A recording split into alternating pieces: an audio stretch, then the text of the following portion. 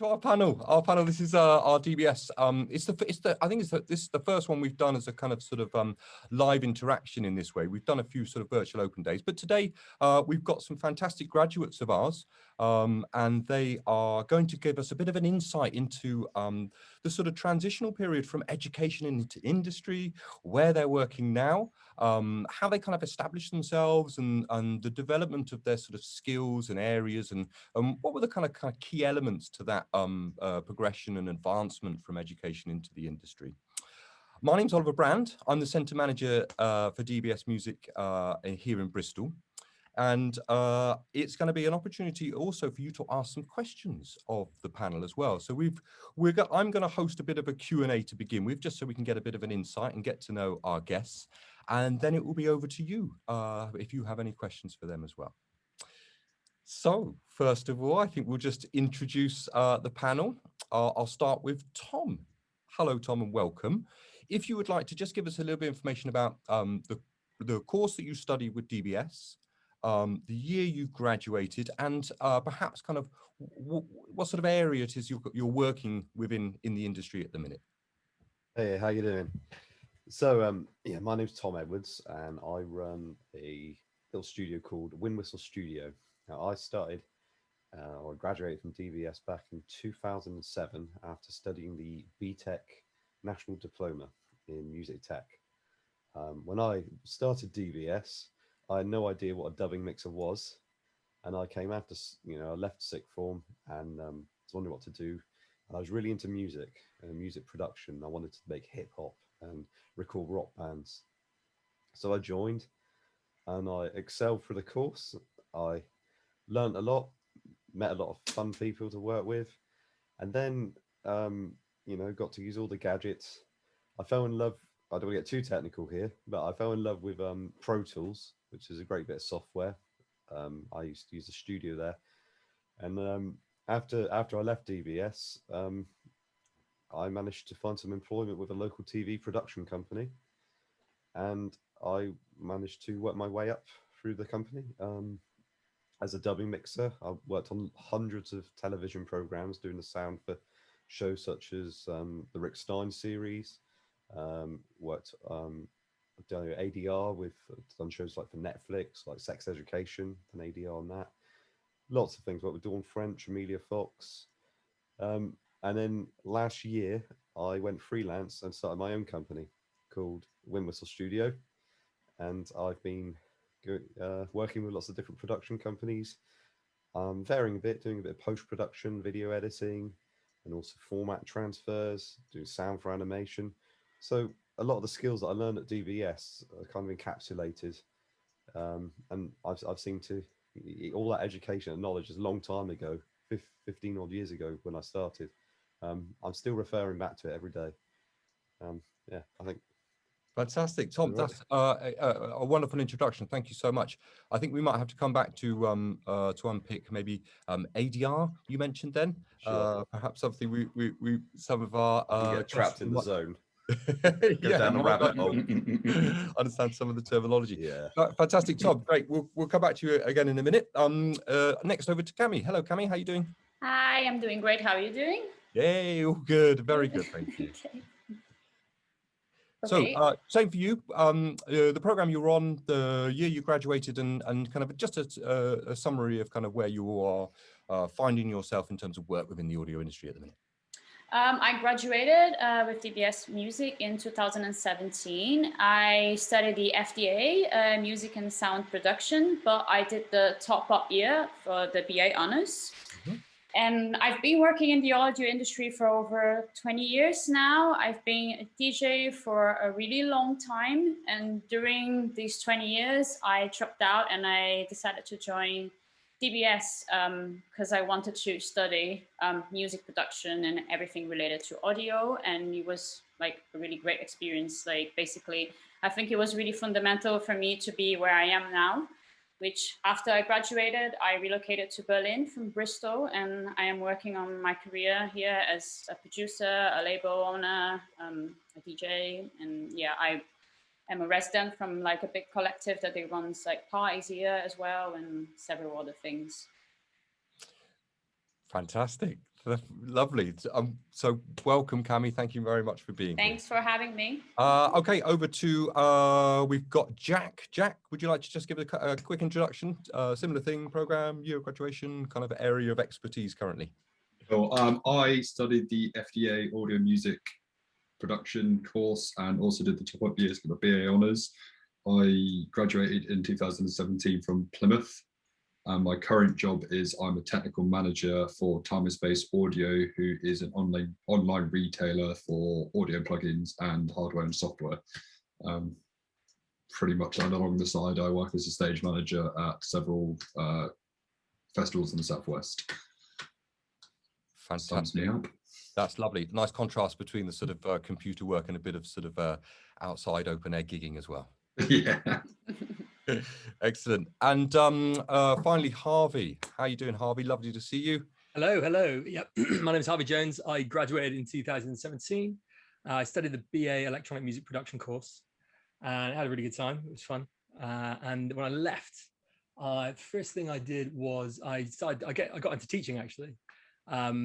Yeah, I did a bit of teaching just because, you know, I'm a talkative, loud person, and I fell into it really. Someone offered me a job and I just took it. I really wanted to work in video games actually. I'm a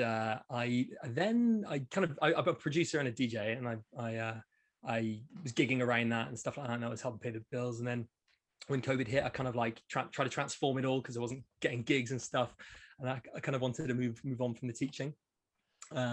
So I started as a sound designer making sample packs, as well as being, you know, a producer as well, making remixes for people and stuff like that, and just expanding my career in general. And then I've just got a new job as a mastering engineer as of last week. Yeah, so that's kind of why I was going to be a bit late today, but I managed to get here on time. This is my second day today.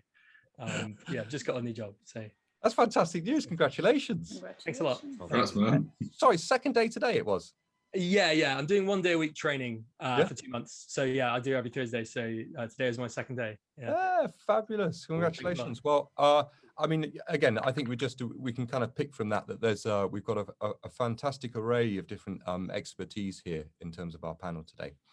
And I think, Tom, you sort of touched on this already, that you had a kind of an idea, you said, about when you were coming to DBS around what you thought you might want to be doing in terms of a career. So you mentioned about kind of recording bands and things like that.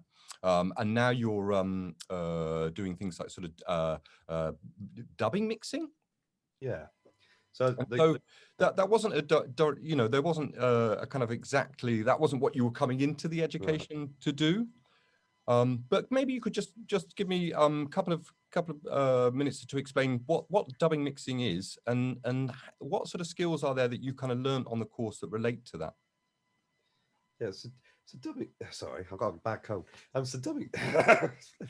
So dubbing mixing. Sorry about that. So dubbing mixing is where you take the audio from an edit and you polish it up, you clean it, you make all the dialogue sound natural and make everything flow, add sound effects, add background atmos and bird tweeting, that sort of sound. You might, like, for example, I do a lot of cooking shows, so you add like knife sounds and chopping onions and things like that, and the sea and seagulls. And really it was strange how I managed to cross over from it wasn't actually cross over from music when that was what I was going into, and then I naturally found myself flowing into sound for audio post-production. Fantastic. Yeah, that's amazing. I just realized, Aaliyah, how you doing? Good, thank you. Hi, sorry I'm late. That's okay. That's okay. I was aware you might just be a few minutes late. Yeah, We've just sort of we've just done a bit of an introduction. So what I'm going to do is I'm just maybe hand over to you just to give us a quick hello to everybody, and if you could just let us know the course you were on, the year you graduated, and your kind of area of work currently in the industry. Yeah, sure. So I'm Aaliyah. I did music production and sound engineering at DBS. And I graduated in 2019. And right now I'm currently in music education / music therapy. So it's working with music to help kids learn and to help kids with emotion and things like that. Fantastic. I mean, extremely rewarding, I'm sure. Definitely, yeah. And have you just come from that this evening? You've been Yeah, that's where I've just come from. Okay, so we were just hearing a little bit about where perhaps you, the panelists here, kind of you had an idea about where you wanted to go with within the audio industry when you came to DBS. So we're just finding out a little bit about that. So we've heard from Tom there. It's interesting, Jack, that you're working with Time and Space, a sort of software company. What was your sort of initial goal, career goal, let's say, when you started at DBS? If I'm being honest, I was one of those students who didn't really have an end goal. I was there to learn and soak up as much as I could and find my way as I was learning. I originally wanted to go and work in a studio, which I did for a bit, but I just found myself ending up working for a software company just through, I just through a series of fortunate events, I think is the greatest, and knowing people, networking prior to the event. I mean, obviously some of the tutors at TBS really helped push me in that direction because there was an opportunity that, and they saw I could take it. Oh, fantastic. And part of your role is sort of working with the software applications, new software applications, taking a bit of time to get to know them a little bit. Yeah, so I'm, because obviously I do, well, not obviously, but I do customer support is my main branch of area, and obviously being in that branch, I actually need to know the software to be able to support the customers having the issue. So I'm always having to keep up to date with the newest software and whatever's coming out, and it's just a nightmare having to learn about 200 bits of software every day. Yeah, I can imagine, like the refreshing each time and kind of having to go again and sort of start from the beginning. Okay, how does this work? I imagine also that my problem with that might be that every time I was using something, I might get a few creative ideas, and suddenly I find myself wanting to kind of explore all the time. Focus. Okay, and Cami, I think you said a little bit you were doing stuff already when you came to DBS, so you probably had a bit more of an idea about your sort of trajectory at the time. Definitely. I did have an idea of what I wanted to do and why I signed up to DBS. But again, I think during the time I was there, I really wanted to detach from anything career related, if you get what I mean, because I was really focused in what I signed up for, which was the learning process, the experience process. So anything else for me kind of like, I just blanked and I was like, okay, this is it. I want to live this moment now, which was very important for me. Yes. Okay. So when you say blank, you mean sort of stuff outside of your kind of learning, education experience, and head into that. I literally dived in and like, this is it, and I'm going to focus on that now, basically. Just absolutely. We were talking the other day, and one of the things you mentioned was and you've sort of touched on it here, is that what you're doing at the minute is multifaceted, isn't there? There's so many elements to kind of like managing your label, kind of managing yourself as a person, and kind of seeing yourself as a business and things like that. And I think you mentioned something about like where I was asking, like, where do you get the sort of skills or develop the sort of ability to do that and to manage yourself? And I think you said something about education was a part of that. Absolutely. It helped me focus and be a little bit more organized, like things that prior to that I had this, but I didn't have the drive for it. So I learned a lot of that while I also was at DBS, because if I wasn't organized when I was at DBS, then I would know that I would never be organized ever, basically. Absolutely. And I'll mention to the attendees here at the minute, you've got a little bit of an overview of some of the panelists here, and as we're going, please feel free to put questions into the Q&A, and just so we sort of start to log them now, and we'll come and answer them at the end. But if they fit as we're sort of chatting away, then I'll address the questions as we go as well. So feel free to chuck them in.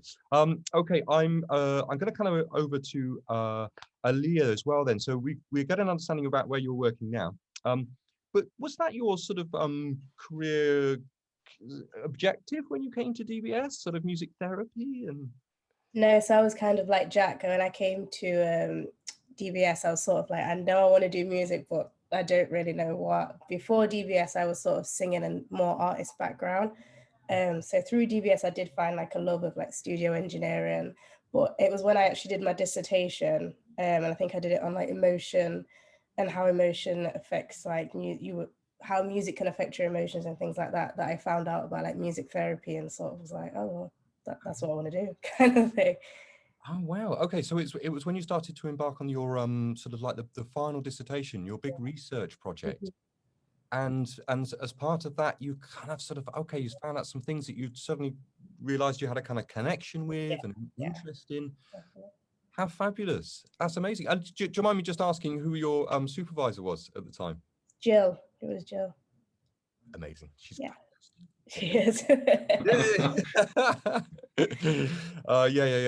It's one of these lovely times of the year where we get to read all the dissertations now. They've all come in, and I must say they're totally inspiring to kind of read all that wonderful work people have done across the year, and it's really inspiring for us, but also really informative, because you get to this point and you guys are becoming the experts. It's fantastic for us to kind of absorb that stuff back from you at this point. I mean, really, really cool. Okay, Harvey, just that's a similar question to you. Kind of career goal path. When you were coming in, was it always your intention to end up where you are now? Hell no. It's not that I didn't want to end up where I am now. It's just I didn't even know what the hell I wanted to do. I think what I wanted to do when I came to DBS was be a producer and a DJ, do a bit of what like Cammy's doing now. And I'm a bit of a jack of all trades, and I'm just a bit of a let's go with this and see what happens type of person. So I like the mastering engineer job, I just applied for it and just thought, why don't I just apply for this? And I got an interview and I just went with it. There were times where I thought, oh, maybe this isn't right, but I just thought, I've been going with whatever's been given to me up to this point. It's been going well. So why would I stop doing that? I perhaps could have remained more focused, but I'm super happy with the way things have turned out. I never really had a roadmap. Yeah. I mean, again, you're only at the start of this, I think, Harvey. Yeah. Age is on your side, let's say. So yeah, I think one of the things I've taken from that is that you seem to be somebody who's prepared to just jump into opportunities. Yeah, and I think you got to be a bit like that with the music industry because we have this whole portfolio career thing. And you just got to kind of say, right, Mondays and Tuesdays I do this, and then Wednesdays and Thursdays I do this thing that's completely different but still related to audio, and then Friday I do this other thing that's related to audio. And that's what it was like for me for a while. Actually, it's a bit of a patchwork income. I mean, and now I've just landed this full-time, well, will be full-time soon, and it's a bit like, whoa, I haven't been full-time somewhere in ages. Yeah, you've got to be an opportunity taker, and you've got to be a risk taker, and also you've got to be you don't have to be good at networking, but it really helps. And networking doesn't always have to be this contrived negative act. It's like you help each other out. You become friends with someone and they help you and you help them. And networking is about making friends, and all industries are built on trust, and music is like seriously built on trust. You trust people, you work with them, and you want to work with them more. If you don't trust people, you tend to not want to work with them, and that's just how humans really work. So you got to be good at chatting to people. Very true. And I think the sort of networking thing sometimes feels a bit icky for people. Like it's one of the things I quite like the idea of is rather networking is building this community.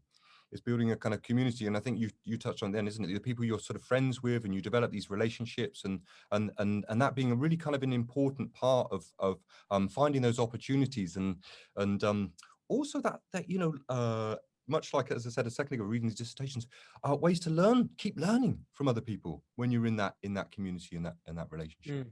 Yeah, for sure. Okay, I've got a question here, and this is just I'm going to throw it out, and anybody who's got something here that relates to this can sort of answer it if they could. But it's around being in the education and fully focusing on that. Was there anything that you found useful to support your studies? Were you I guess because you have to focus on the modules quite a lot, and they're quite prescriptive in terms of what you're asked to do. Did you still find opportunity to do any kind of extracurricular stuff, any sort of still producing music for yourself, things like that sort of helped you along the way develop kind of into the paths that you're going now? Was that directed at me, or was that everyone? It was anybody. It was anyone. Just okay, I'll let someone else go. I spent my whole 2 years in DBS doing any music production or recording as a supplement to my education. I really enjoyed doing yeah, I really enjoyed. It was kind of like that was my world. I was fusing my hobby with my education and interest. Yeah. I'd say before then, before I joined DBS, I was doing a bit of music and that on the side, which got me interested in, whet my appetite for it. Really, yeah. Yeah. I mean, I ask it because it's one of those things where still, when you're working on assessments and things, you can start to feel the pressure of the assignment and things like that. And having this sort of other creative outlet and still enjoying those kind of extracurricular things is really valuable. It's another thing that we sort of promote quite a bit here at DBS in Bristol is the our commercial company DBS Pro. And encouraging students to kind of take up sort of short projects with them and commercial briefs and things and do a bit of work in that area that isn't necessarily assessed and part of the sort of program and, where you end up with your classification for the degree at the end. But it's a way to kind of, as you say, whet your appetite for different things. Finger in different areas and kind of explore things that aren't necessarily part of the modules. Okay, I've got a question here from David, and I think I'll read it out because it's sort of related to this transitional thing. Obstacles you faced following graduation and finding appropriate work, or the biggest obstacles you found, what was sort of holding you back, or what barriers did you come across, and how did you kind of overcome them? Is there anything there specifically that you can think of that will help David with his question? Location is quite a big thing, I feel, in the music industry. Huge. I think in the Southwest predominantly, I'm speaking from self-experience here, down in Cornwall and Devon, it's quite dry, and it's all going on up in Bristol, London, Bournemouth, and all of these areas. So I think location definitely plays a big part in, I mean, obviously there are things going on down here, but again, it leads you back to networking. You've got to get yourself out there and go to events, go to gigs, do this sort of stuff, and you need to know the people and get along with them and have a laugh to find the people, if you get what I'm saying. Absolutely. Yeah. I think I can relate to that. I think it's the same. Like, for example, I am in Berlin now, and I just started going out, making connection, like reactivating the connections that I had previous to my degree. But I also had to work hard. It was like not like that. I had to go out, put myself out there, and show my work to people. Show them like that was like being serious. I wanted to be taken seriously. So I think that's also very important. And I think, as you said, Jack, about the location really plays a role, especially if you're in a place where there's a big music community. I think that really helps networking, yeah, and overcome those barriers. And also, like, when I gave you a bit of a rundown of my career, I forgot the aspect that I worked in a shoe shop for 6 months. So don't expect to, jump out of uni and just rock up to a studio. It was really tough. Just process. Kind of, it's so long, and also you're like, oh, there's a million options. I did so many modules. Which one do I like? I like all of them. Where do I go to work? I worked in a shoe shop for like 6 months, and I had a great time. But I wanted to get out of there. But and the networking thing is, yeah, I was just going out and going to parties and making friends with people, and then I was like, oh, all these people at parties are like in the industry, and then they say, oh, do you want to come around my house for tea? And then before you know it, you're just chatting to these people, and they all happen to be really nice, and they help you out, and then you help them out later. That's really interesting. So I think that applies to at least 3 of you here. Is about the one of the obstacles being like finding those connections, finding those relationships that are actually going to provide those opportunities. Yeah, absolutely. Yeah, fantastic. I hope that's answered your question, David. If not, please throw in some more. I know we've got a couple of others, and I'll try and touch on them as we go. I suppose I've got some sort of other bits that I was really interested in, because I know a few of you have relocated, and I think you've probably touched on this already, because it seems like, how do you, when you move somewhere new, so people might be coming to Bristol to study, they might just be graduating and thinking, okay, it's time for me to go and find, somewhere new to find these opportunities. It seems like, just listening to your answers there, that the key thing was going out and enjoying yourself. Yeah. Exactly. Oh, it was hard. It was so tough, man. Oh no! What a shame. Fun. Got another pint with some music industry people. Oh no. Oh, Is that it? I mean, it really was kind of sort of just going out and enjoying yourself, or I think somebody mentioned like panel events for this, but were there any kind of like specific things that you thought I must go along to that, or this is where the best way for me to kind of engage myself with that community?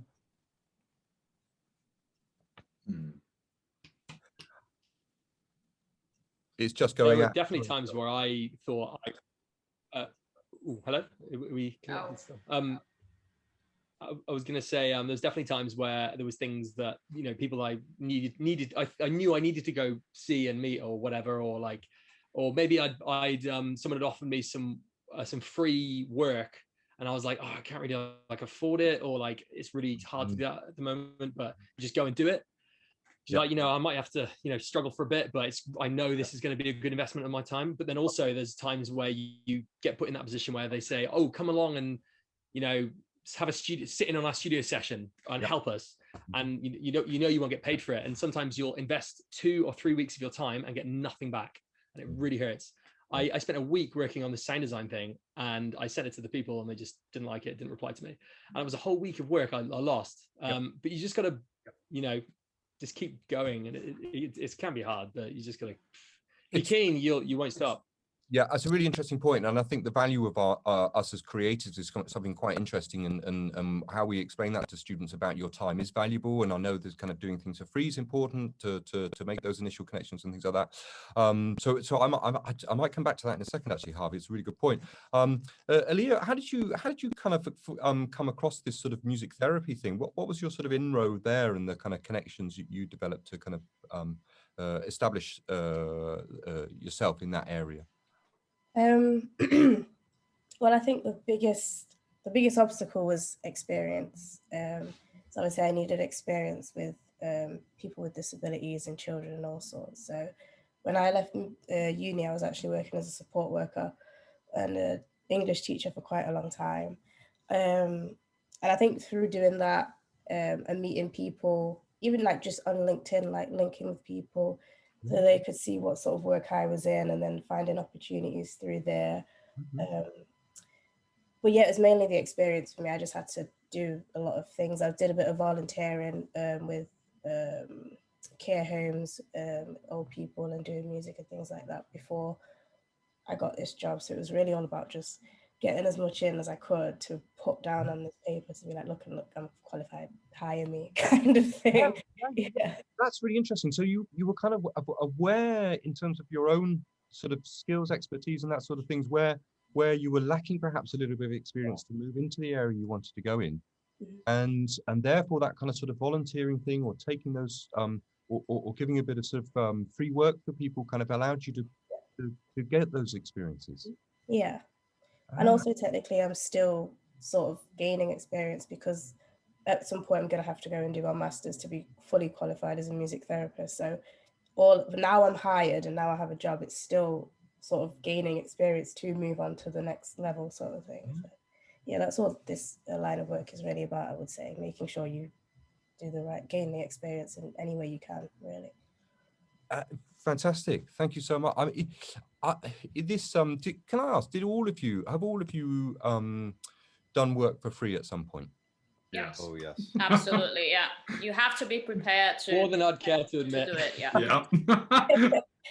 Doing it sometimes. It's part of it. You have to do it. You have to be prepared for everything, and you have to take everything in order to get better. You know, to raise your profile, basically. Yeah. You get what you get. Also show people you mean business. Yeah, you got to work for 3 hours. People, you can't be expected to go all guns blazing. I mean, you can do that, all guns blazing, saying I want £150 a day without anyone knowing who you are. Yeah. So yeah. I guess the interesting question here is, at what point do you start to realize the value of your own creative output? Can anybody remember the point where they thought, okay, was it that somebody else had to offer it first? Or were you, or was anybody sort of forthcoming in saying, you know, actually I've done this now for free for a bit, I'm going to put a value on what it is that I do? Yeah, I mean, with the others, by the time of space job, the festival circuit I do, I was a stage crew for 6 years, lugging around big bass amps and, you know, not always free, but mostly free. And then I got asked to become a stage manager. I was like, right, at this point, I'm going to start asking for money now. I'm done working for free. There was a clear point on that side. And obviously we're playing with the band as well. The old fashioned, we'll pay you an exposure sort of thing, which I'm sure everyone's had. But at some point, you just need to value yourself as an artist. You need to draw a line in the sand there.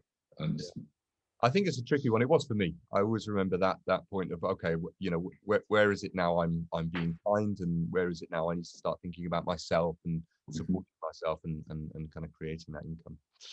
I think when you start getting a lot of requests, that's when you know that it's working, and then you should just trust it and just do it basically, and start valuing your work.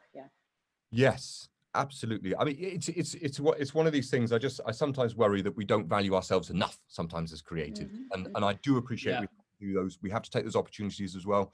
But what we do takes time, you know, and we invest in that. And a week for a sound design project, for it not to go anywhere, Harvey, I feel for you, man.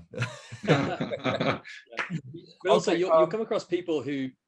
Go on. No, carry on. I've got a question. I was going to say. I was going to throw it out to Tom, but if you want to finish off on that point, Harvey, that'd be great. Oh, I was just going to say about the money thing. If you're very unlucky, you'll meet people who will take advantage of you, and they could be the nicest people in the world, and they'll take advantage of you. But that's, you know, there's more nice people in this world than there are bad people, which is a good thing to remember. But if you're a nice, friendly pushover like me, then people will take advantage of you. But you just got to be able to spot those people, and just be able to spot when enough is enough, you know, when enough is enough with, like, they're taking advantage of you for working for free. It's tricky, isn't it? If your personality is that way inclined. Yeah. You know? Yeah. Okay. Tom, I've got a question here. Comes from Cameron. I've just graduated this month from a music tech degree, and I'm also interested in working, but I'm unsure where to start. So I didn't catch all of that. Sorry, I think that was me kind of internet instability. I'll go again. Just graduated this month from a music tech degree, and I'm also interested in working with TV film, but I'm unsure on where to start. Do you have any advice as to what to do in my position? Sure. I would scout for all the TV production companies and like corporate video companies and videographers near you. If you want to go from a sound route, I would get in touch with them and wear that badge, fly that flag. But go in expecting that you're probably going to start at the bottom of the ladder.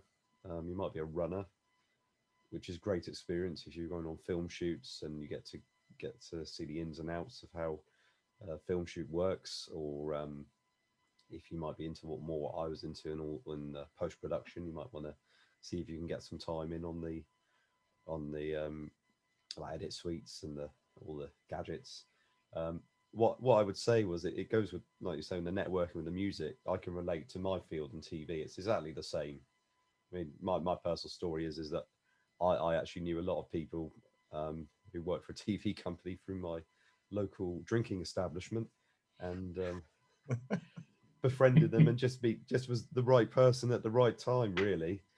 And by chance, you know, it's all down to networking and getting your name out there and do it.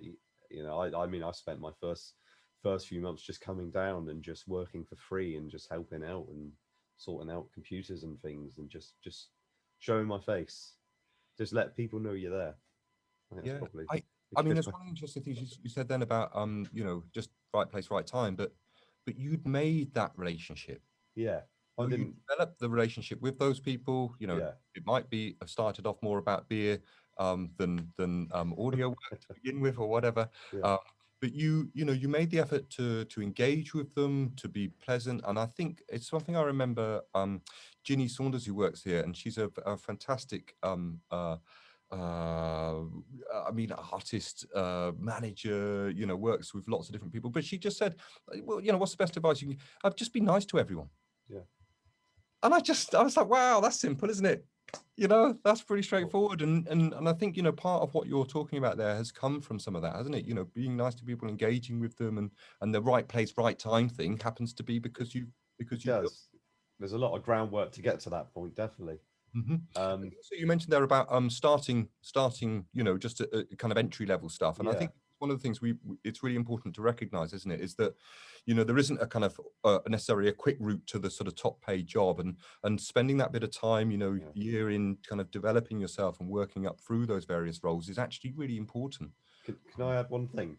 Yes. So I would say, and it may be hard for me, if you can drop all your prejudice and your ego, to be frank, and just go in to whatever you want to do, and not just open your mind to everything around you and the ways, because everybody works differently, everybody has a different you know, expectations, ambitions. It's just trying to someone told me that I was like blotting paper when I was doing a lot of running, and I was just adapting to the environment around me. So I would say, you know, if you could take that advice from me, be blotting paper. So, yeah, there you go. That's awesome. That's the quote we'll use. That's fantastic. Yeah, no, really good advice. The kind of chameleon and kind of blending and, you know, working and kind of absorbing. I think that's exactly. You know, fantastic. Okay. I've got a question here, which is just about, you know, you've sort of moved into an area, you've started to find your feet a little bit. One of the things that's really important is, for some of you, I guess, is finding a sort of establishing a fan base, or for Tom and Aaliyah, it's about a sort of client base. And so there are different sort of people we want to engage with. So I guess one of the things that's quite interesting for those people perhaps who have graduated and have found, you know, a sort of little home for themselves doing something. Have you got any particular sort of strategies for how you engage with those people, you know, particular trying to bring fans on board? What's your best strategy for kind of engaging with them, or clients? How do you, you know, how is it you got those gigs with the Rick Stein production company, for example, or something like that? I'm going to throw that over to, let's start with Cami. Cami, how do you engage with the fans? What's your best strategy for kind of bringing people into your world? I would say, like, I like to introduce my work, and I value my work a lot, so I work really hard for it to make it good. So I think that's like my best presentation already. And from that point, I guess there is social media, which you can use to, you know, find your niche, find your crowd that they will like what you do. I think that's a really, really important thing, that you're just not out there and about completely lost and you don't know where you want to go. And I think that really, really helps a lot. So if you're using social media, I've got a love and hate relationship with it, but I try to use it for my own benefit, and I like to put my work out there. I think that's very important, that we have this advantage now that 20 years ago it didn't exist. So we can use that for our own benefit, and we can work with it, and that will really help, because it also really helped me, my background. So I would say definitely try to expose yourself, put your work out there. There will be people that will watch it. You know, like, for example, I love to put videos of myself jamming, you know, like with my hardware, because this is what I do. This is what I love to do. So this is how I present myself to them. And I think this has been slowly like directing people to me, you know, like when you see there's one person, another person, then you know someone, oh, look at her, or, you know, like it just happens really natural, you know, it's not something that you just plan too much. You just have to go out and do it, and just trust your guts, basically, and go for it. Yeah, I mean, you know, there's millions and millions of people out there, isn't there? You know, in terms of what you do, you're gonna find those people who resonate with what it is that you're really into and what you can offer. Exactly. Yeah. You say about sort of putting that stuff about sort of you jamming. Do you have, in terms of like you say working really hard, do you set yourself a kind of sort of schedule of kind of like wanting to output content for people regularly? Are you aware of that as a sort of an artist and somebody trying to connect with those people? Definitely. I mean, if I am a producer, I could do that. I mean, I can also choose not to do that and follow a different path. There are a lot of producers that are out there and they are making a career that they don't do that, and maybe they don't need it, but it works for me. And I think from my experience, I would advise, because I've seen a lot of people doing it, and I mean, it's also fun because you end up meeting so many people, like, because people reply to what you do and they want to talk to you about, you know, gear and about, like, you know, audio talk. So it's nice. You're actually making network from doing that. So it's like, it's all those things that they're connected one to another. It's like a little puzzle, you know, and you're just like, oh, okay, here. And then you just connect all the dots. And yeah, it's just like I said, it ends up being really natural. It's just a natural flow of things going forward. Yeah. Yeah, and when you say flow, you mean the sort of connection between the different sort of social media platforms and how you use them, and most importantly, how you don't use them for certain things. Or Definitely. You know, when you say that there's a love-hate relationship, and yeah, definitely. I can understand that, but like I said, you can use that for your own benefit, and like I said, to make connections, to meet people. So it's great, definitely great. Yeah, fantastic. Thank you. Yeah. And Tom, you know, you're in a slightly different world, and finding clients to work with, and those opportunities. I mean, you mentioned already, you know, sitting perhaps in your local public house was one one way.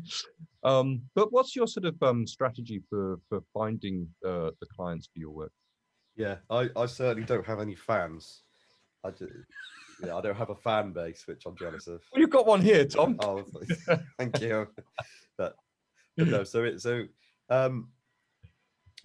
a long time I was in, you know, I wasn't in the entrepreneurial route. I was in a company, and a few years back I started to advertise our facilities to outside clients. The first thing I did was start a website, and just put my name out here. This is what we do. As then I took over that took over that element of the business for my own business. I then started reaching out to all these contacts and everyone in my network made over the year. Went to everybody that I work with in the industry I can think of, anyone, any name. Just that, obviously a lot of it was in the pandemic, so couldn't meet up and have a coffee, but I'd say do that if you can. Face to face is always better. But if you just get your name out there. And I had a few big breaks. I called some people, some old colleagues and old people that I met over the years. And I'd say a lot of my work is just word of mouth, and meeting the right people. And it just, before you know it, it snowballs without even trying. I think, you know, when you say word of mouth, the word of mouth doesn't happen by accident. No. The word of mouth happens because, you know, if you're delivering and you're very proud of your work, and ensure that your quality, your output is of high quality, you have that pride in your work. For me, that's kind of how the word of mouth thing happens, isn't it? You know, you have a really positive experience working with somebody, and of course you're then going to recommend them. Exactly. Aaliyah, I see you sort of nodding there. Is that something true of experience for you? Yeah, definitely. I think for me, obviously, while gaining experience, I had to sort of, I guess, prove myself and show what I could do, and how, especially working with sort of like such a wide range of kids, like with disabilities and different ages and stuff. I had to show like certain skills and show that I knew and understood the differences between each. So showing that and proving that is sort of has just made everything easier, because moving from one place to the next, it's just great recommendations all the way through, really. So yeah. Definitely. Fantastic. I think, you know, that's it's something that I'm probably, you know, to my detriment, is the drive for sort of, you know, making sure things are always really good for somebody else. Okay, I've got a really interesting question here from Steve, and I think this is interesting because, you know, there's a sort of neglect in some ways of sort of music and music technology education in schools. And Steve says here about he's starting a master's in September. He's really excited to absorb as much information as he can while he's doing it. What he's really interested in is teaching production and sort of music technology to secondary school, possibly even primary. You know, sort of getting them involved with that sort of thing, allowing them to be creative and explore music in that way. You know, I think music's very healthy, isn't it? But we're not necessarily always, you know, wanting to pick up a violin. It's not for everybody, or a piano, and maybe this can connect with other people. He says, what would you say are the fundamentals that you would have loved to have been taught in school? If you're, you know, you know, you've got a wealth of experience now. Do you think there are certain things that you would have really loved to have done in school to help you with your sort of creativity and sort of exploring music in that way? Harvey, I'll come to you, I think, for this, because you were going to say something. Maybe things like, well, I actually kind of learned this at DBS just on my own, but like time management, and it's kind of a hard thing to teach, but like managing oneself. And like managing one's workload. I'm generally quite awful at it. I had a lot of help from my partner when I was, I still have a lot of help from my partner, actually. She organizes all the things, all the calendar stuff. But I mean, that's a very difficult thing to teach, isn't it? But it definitely is a fundamental but from the question, do you mean obviously this person can't speak back, but do you think, do they mean like life fundamentals, or like fundamentals regarding music technology stuff? I think music technology, you know, are there things that you think would be really good to people in school, and perhaps focus on as part of a master's research project, you know, looking at areas to help children develop cognitively through music technology and things like that? I think all this isn't like tech specifically. This is acoustics are really important, I think, and it's something that I've never understood when I first came to DBS, was how sound works in rooms, and it's something super important, and also something that everyone seems to talk about it, and you're like, what on earth is a standing wave? All this stuff, like how we should listen, what listening conditions we should be under while we're working on music. I think that's really important, and how the room should be. Yeah, I think that's really important. I mean, how sound works in rooms. Yeah, in primary school, secondary school, I'd love to see you going and teaching that stuff, Harvey. I think you'd do a fantastic job of it. I think the rest of us might, you wouldn't. Yeah. That's really interesting. I think one of the things you touched on then is about listening, isn't it? It's taking the time to listen to things, playing people music, and really giving people that space and time to engage with it and allow them to find something in it for them. I think that's probably something I remember from growing up that wasn't in school, but it was with my parents, and kind of listening to things and being exposed to different types of music and finding inspiration there. Okay, just I mean, anybody else, would there be one thing you could take about in terms of music technology production that you think might be interesting for Steve to look at in terms of masters, and one thing that you think might engage with children of that age in secondary? Being more hands-on, I would assume, is obviously with working with children, being hands-on with something is obviously very beneficial, because they learn from, you know, not from books. So having a setup where a child could go down and push a button on a synthesizer may, you know, spur them into some form of creativity, rather than saying sit down and read this paper on a synthesizer. Just physically put one in front of them and make it hands-on. So the idea of creative play, I just think it's something that's fantastic, isn't it? Is allowing people that opportunity to explore something and find those things for themselves. Somebody else mentioned here earlier about making mistakes or failing. You know, I think it's really important to let people do that as well, isn't it? It's learn to fail fast, I think, is the expression. Yeah.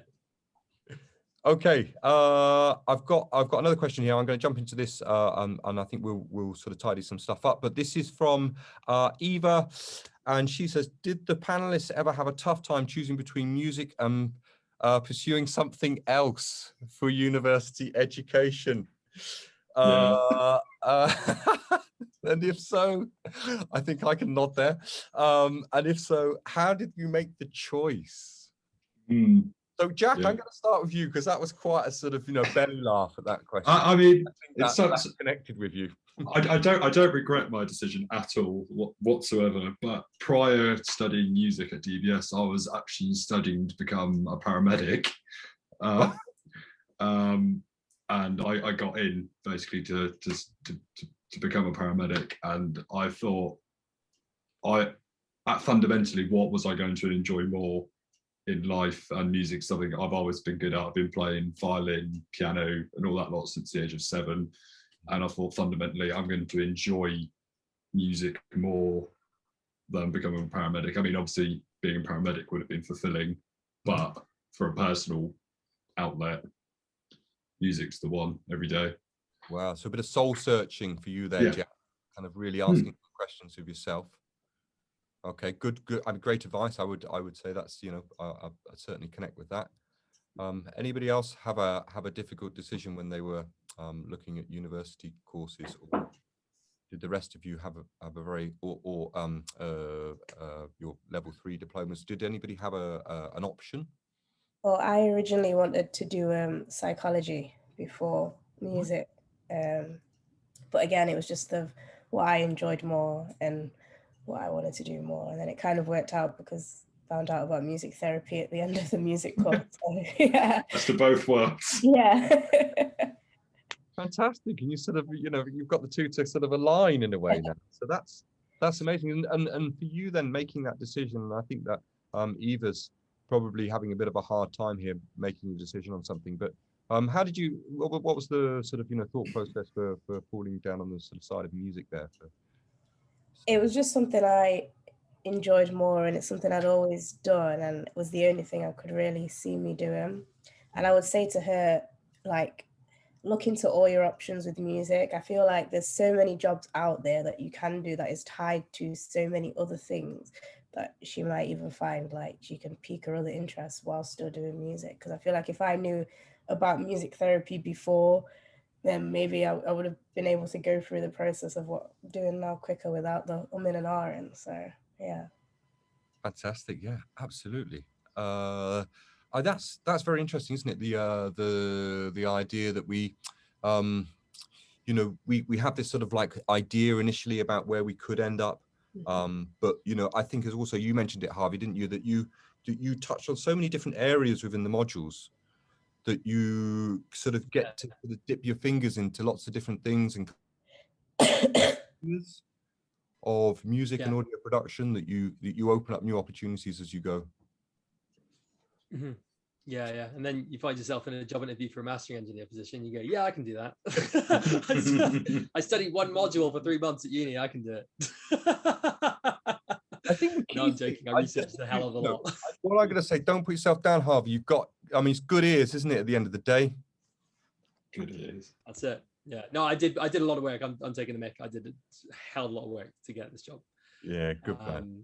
Yeah, I can't remember what the original question was, but well, the tricky thing is that sometimes we have you know, where does the doubt come? Where do we get this sort of awkwardness in decision making with something like this? Because I went through a similar thing, and I was trying to choose of which and they were quite different in terms of choices for me, and so it's quite hard sometimes because the pressure on that was about career, and it was one of the choices was like a very, very secure, obvious route in terms of career. And music and music technology, it's not so obvious to some people, especially kind of the careers advisors and my parents, you know, that they maybe weren't so sure about what that could bring at the end of it. And I think that sometimes is a bit of a barrier for people making the decisions. But one of the things I would say is that, you know, the thing that you're passionate about, the thing that you're going to get up and want to do every single day, is the thing that you'll get better and better at, and the thing that you'll become an absolute expert in. And therefore, in terms of opportunity and career, you'll find your way with it, because it's the thing that you'll love to do. And the more that you do something, I'm sure that the better you'll become, and people will be falling over themselves to kind of work with you. It's a good point. Could I Really good point. say something? Yes, Tom. I lived and breathed sound and audio since I first played with a sampler when I was about 15. And there was one pinnacle moment, and since then I always wanted to do this. I went to sixth form and I studied 2 subjects which I hated. I was bored, and then I discovered dBs, and it was a breath of fresh air, and I was really excited. And I live and breathe it, and for some reason 15 years down the line I'm still doing stuff in this job. And I think if you have that mindset and you have that focus, you can achieve it. Nothing is impossible. Absolutely. I remember hearing people say that to me, and I never believed anybody. And I think it's after a few years of sort of maturity and working within the industry, you start to realize it really is possible. It really is. Okay, I'm conscious of time. We've got a few minutes left, and I've got something here that we'll finish on something lovely about your current roles, and the thing about your current job or your role that you love the most. What is it that kind of gives you that feeling of satisfaction at the end of the day? So we'll start, Tom. I'll start with you. Oh, why me first? Sorry. No. I'm not gonna let me be warts and all, because I think you need to know that there will be days when it's just a job and you hate it, but that's very minimal in my life. I'm just so happy to be able to just do the passion, you know, whatever I'm doing. If it's a really small menial job or something that, you know, is quite grand, like dubbing a Rick Stein series, or when I do voiceovers with them, for instance, everything all fits together and it clicks. And I'm really, it is that job satisfaction that I've managed to carve out a career for myself. And it's something that I suppose it's like all encompassing. I can't really say. Every day's different. Maybe that's probably what I'm looking for. Every day's different. That's it. That's great. Just, I mean, that's, you know, you know, master of my own destiny. what do I enjoy the most? The variety of the work. Yeah. I mean, absolutely fantastic. Okay, Cami, you know, given all the things that you are needing to manage in your life, what gives you the most joy? I mean, obviously, I'm passionate about what I do, and I love what I do, you know. But I think the most important thing for me is my artistic freedom as an artist. That's like the most like rewarding thing. I just enjoy that because I'm my own boss, so I can do what I want, and I think that for me is biggest satisfaction. Of course, like, you know, there are downsides of being like a self-employed artist, which is like, you know, I earn my money from touring, and when COVID hits, you know, I got in this situation, which is obviously not great, because now we are producers and our revenue from music is almost non-existent. You know, we make money out of touring, so that was quite a big hit, but it doesn't matter. I still enjoy it, and I'm still gonna keep doing it, and I hope I will be back into doing that. And like, I enjoy it. I love it. I love traveling. Of course, there are like moments which is really hard, and it's not all like glitters where everybody thinks it's like, oh my God, you're traveling around the world, you're playing these gigs here and there. But, you know, sometimes can be really hard, you know? Yeah. You just have to go with the flow. And yeah, for me, like I said, it's my freedom, you know? So I just enjoy it, and I'm really grateful. Yeah. So artistic freedom, and does that, is that coming from the fact that you are your own boss? Is that the key thing there? Is that you haven't got this a sort of validation process of somebody that you have to go through to kind of verify what you're. Absolutely, and that's why I also created my label, so I can have the freedom of doing whatever I want without being worried of sending a demo to someone and like, oh, is this person going to accept me, or are they going to like it? Because this way I can showcase my work to other people, and if they like me, they will ask me for demos eventually. That will just happen naturally, because that's how things go. Fantastic. So you've got the demos have to wait for your your opinion on it. Okay. All right. Sorry, we are at 1:30. So Jack, just what's the thing that brings you the most joy currently in your role? Oh, hard one. Finishing the day, does that count? Because I'm on a 9 to 5. Yes.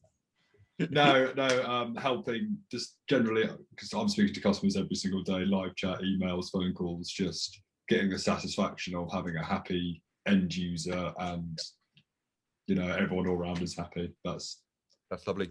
That's what gives me fulfillment. Yep. Bringing that that joy to somebody else. Correct. Yeah. Fantastic. Very selfless, Jack. Harvey.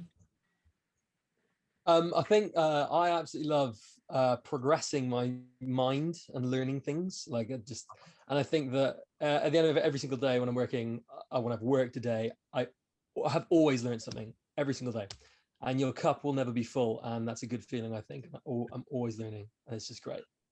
Makes me feel good. That's fantastic. like cut the cup. Is it half full? Is it half empty? Or is it ready for a refill? It's a glass that's twice as big as it needs to be. That's the stupid answer. Sounds like my drink at the end of the day, that. Okay, Yeah. and finally then, Leah, what's the thing that brings you the most joy currently?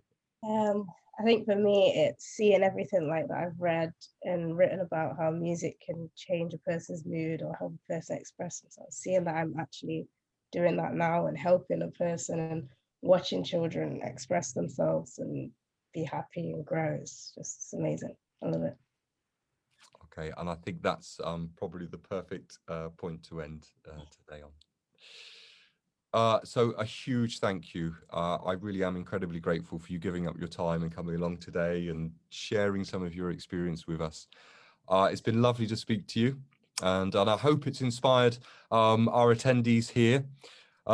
Thanks, Chris. Thanks to the people who sending the messages. It's been. I hope you've found it really interesting, and of course, we are always open for people to send questions to us via the website and things like that. You can get in contact with us if you have any other questions about what we do, and you just need some advice and things like that.